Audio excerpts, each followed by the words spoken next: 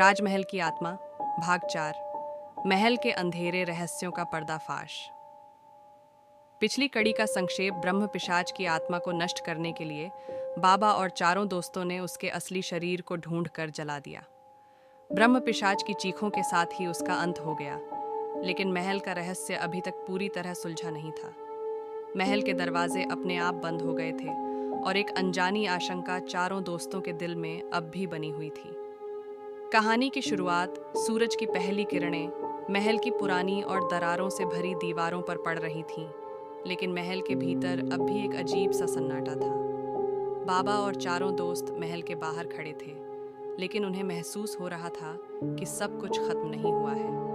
अंजलि चिंतित होकर, ब्रह्म पिशाच तो खत्म हो गया, लेकिन यह जगह अब भी डरावनी लग रही है। क्या यह वास्तव में अंत है? बाबा ने गहरी सांस ली। उनकी आंखों में कुछ ऐसा था जो बाकी चारों से छुपा नहीं था। बाबा गंभीरता से, महल का श्राप अभी बाकी है। ब्रह्म पिशाच का अंत हो चुका है, लेकिन यह महल सिर्फ उसकी कैद नहीं थी। यहाँ और भी प्राचीन बुराइयां छिपी हुई हैं, जिनका हमें सामना करना होगा। रोहित आश्चर्यचकित, क्या और कौन सी बुराइयां? बाबा ने महल की ओर देखा और फिर धीरे धीरे बोला, बाबा संजीदगी से, यह महल सिर्फ एक राजा की बर्बादी की कहानी नहीं है।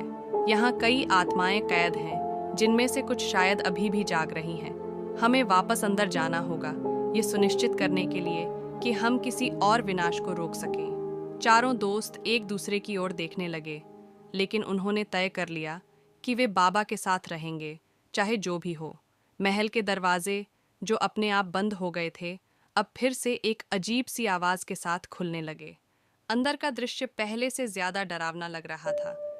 दीवारों पर छायाएं और अजीब आकृतियां अब ज्यादा स्पष्ट हो गई थीं। हर कोने से ऐसा लग रहा था जैसे कोई उन्हें देख रहा हो। जैसे ही वे फिर से महल के भीतर गए, बाबा ने अपने यंत्र को निकाला, लेकिन इस बार यंत्र से कोई रोशनी नहीं निकली। बाबा ने चिंता भरे स्वर में कहा, बाबा चिंता से, यहाँ कुछ बहुत गलत है। यंत्र काम नहीं कर रहा। इसका मतलब है कि महल की बुरी शक्तियां और भी ज्यादा मजबूत हो गई हैं। तभी अचानक महल की दीवारों पर लगे चित्र जीवंत होने लगे। चित्रों में दिख रहे पुराने सैनिकों और दरबारियों की आंखें जलने लगीं। उनके चेहरे धीरे धीरे विकृत होते गए और उनमें से कुछ छायाएं दीवारों से बाहर निकलने लगीं। सुरभि डरते हुए, ये सब क्या हो रहा है? बाबा ने शांत रहते हुए एक पुरानी रस्म का आह्वान किया, लेकिन इस बार यह इतना सरल नहीं था। महल में कुछ बेहद खतरनाक छिपा हुआ था। बाबा ने बताया कि यह महल सिर्फ एक राजा का नहीं, बल्कि एक प्राचीन तांत्रिक सभ्यता का केंद्र था, जो बुरी शक्तियों को जगाने के लिए जाना जाता था। इस सभ्यता ने एक खतरनाक अनुष्ठान किया था, जिससे कई बुरी आत्माएं कैद हो गई थीं। ब्रह्म पिशाच उन आत्माओं में से एक था, लेकिन उसकी मृत्यु के बाद अब और भी शक्तिशाली आत्माएं जागने लगी थीं। बाबा गंभीर स्वर में, हमारी लड़ाई खत्म नहीं हुई है। असली खतरा अभी बाकी है। यहाँ एक प्राचीन तांत्रिक पुस्तक छिपी हुई है, जिसमें उन आत्माओं को नियंत्रित करने और इस श्राप को हमेशा के लिए खत्म करने का तरीका लिखा है। हमें उसे ढूंढना होगा। चारों दोस्त हैरान थे, लेकिन उनके पास कोई और चारा नहीं था। वे बाबा के साथ महल के और गहरे हिस्से में जाने लगे, जहां तांत्रिक सभ्यता के रहस्य छिपे हुए थे।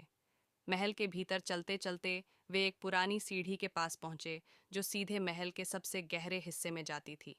वहां दीवारों पर अजीब तांत्रिक चिन्ह बने हुए थे। हवा में फिर से वही बुदबुदाहट सुनाई देने लगी।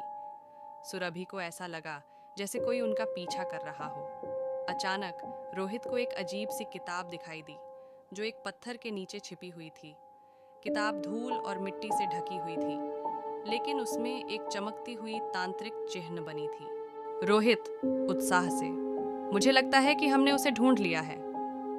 बाबा ने किताब को उठाया और ध्यान से देखा। उन्होंने कुछ मंत्र पढ़े और जैसे ही किताब खोली, एक तेज झटके के साथ महल की दीवारें फिर से हिलने लगीं। जैसे ही बाबा ने तांत्रिक पुस्तक के मंत्र पढ़े, महल के नीचे से एक जोर की आवाज आई। अचानक फर्श से एक भयानक आकृति प्रकट हुई, एक प्राचीन तांत्रिक आत्मा जो महल की सारी बुरी शक्तियों का स्रोत थी। तांत्रिक आत्मा गरजती आवाज में, तुम मुझे खत्म करने आए हो। मैं अमर हूँ, इस महल की हर आत्मा मेरी शक्ति से बंधी हुई है। तुम सब नष्ट हो जाओगे। बाबा ने हिम्मत दिखाते हुए तांत्रिक पुस्तक से वह मंत्र पढ़ना शुरू किया जिससे आत्मा को बांधा जा सकता था। चारों दोस्तों ने बाबा की रक्षा करने के लिए अपने चारों ओर एक घेरा बनाया। बाबा मंत्र पढ़ते हुए, ओम तंत्र महाशक्ति नमः, तुम इस श्राप से बंधे रहोगे, अब तुम्हारा अंत समय आ गया है। जैसे ही बाबा ने मंत्र पूरा किया, महल की दीवारें टूटने लगीं और तांत्रिक आत्मा की चीखों के साथ वह गायब हो गई। पूरा महल हिलने लगा और चारों ओर से पत्थर गिरने लगे। रोहित घबराते हुए, हमें जल्दी से यहाँ से निकलना होगा, महल ढहने वाला है। चारों दोस्तों और बाबा ने तेजी से महल से बाहर की ओर दौड़ लगाई।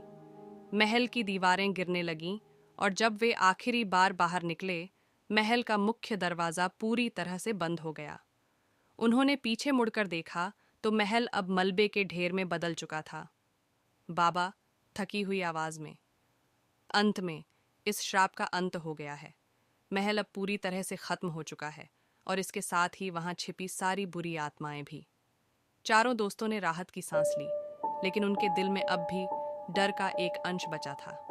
क्या महल का श्राप वाकई खत्म हो चुका था या कोई और भयानक रहस्य अब भी बाकी था?